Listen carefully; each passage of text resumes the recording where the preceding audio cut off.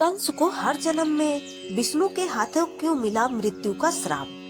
धार्मिक मान्यताओं के अनुसार कंस को हर जन्म में भगवान विष्णु के द्वारा मारे जाने का श्राप मिला था। इसी कारण पिछले जन्म में भी भगवान विष्णु के हाथों मृत्यु पाई थी। आइए जाने क्यों और कैसे। द्वापर युग में कंस ने हिरण्याक्ष के घर पर उसके बेटे के रूप में जन्म लिया था। इसका नाम कालनेमि था। असुर कालनेमि के 6 बेटे और एक बेटी हुई। बेटी का नाम वृंदा था। वृंदा का विवाह जलंधर राक्षस से हुआ था, जिसका बाद में भगवान विष्णु ने वरण किया और वह तुलसी वृंदावन कहलाई। कालनेमि बहुत दुष्ट था। स्कंद पुराण की एक कथा के अनुसार उसने दैत्यों की सेना के साथ देवताओं पर आक्रमण कर दिया था, ताकि वह अमृत कलश को देवताओं से छीन सके। इस पर क्रोधित होकर भगवान विष्णु ने उसका अंत कर दिया। ऐसे में कालनेमि के 6 बेटों यानी हिरण्याक्ष के पोते ने उसके असुर स्वरूप से परिचित थे और इस कारण उन्होंने उसका गुणगान करने से मना कर दिया था। इस कारण उन सभी को हिरण्याक्ष ने श्राप दिया था कि वे पातालवासी हो जाए। मगर कालनेमि के पुत्रों ने बहुत पुण्य कर्म किए थे, जिसके प्रभाव से उन पर इस श्राप का अलग प्रभाव पड़ा।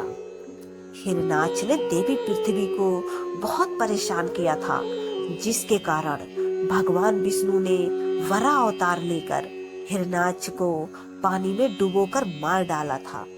इसके बाद कालनेमि ने राजा उग्रसेन और उनकी पत्नी पद्मावती के घर में कंस के रूप में जन्म लिया। कंस के इतने उत्पाती और दुष्ट होने के पीछे एक और कारण बताया जाता है।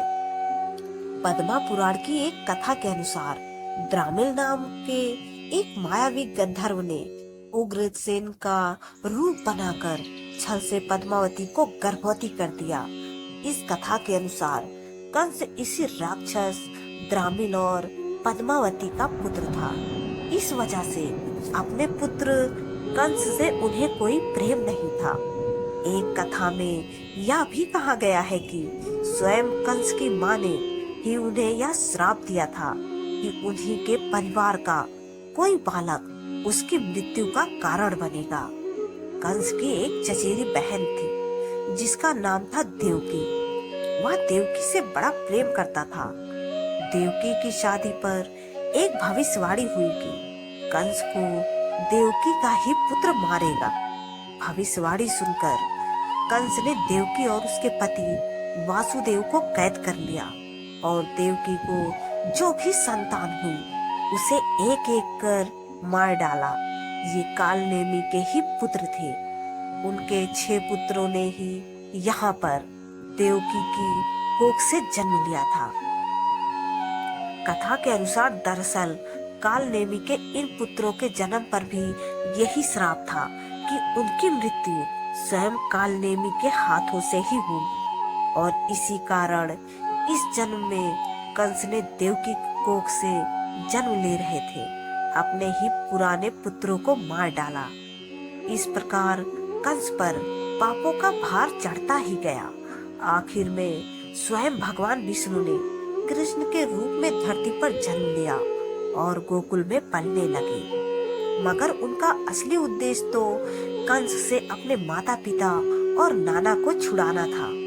कंस द्वारा बहुत ढूंढने के बाद जब भगवान कृष्ण मिले तो उन्होंने भगवान कृष्ण को द्वंद्व युद्ध करने के लिए मथुरा बुलाया।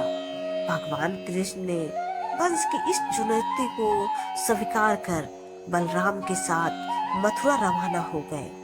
भगवान कृष्ण को मारवाने के लिए कंस ने उनके रास्ते में एक पागल हाथी छुड़वा दिया था, लेकिन कृष्ण ने उस हाथी को हरा दिया और मथुरा पहुंचे। इसके बाद कंस ने उन्हें 2 सबसे अच्छे पहलवान मुष्टिका और चाणूर को हरा कर दिखाने को कहा। तब दोनों ने भाई कृष्ण और बलराम ने इन्हें भी हरा दिया।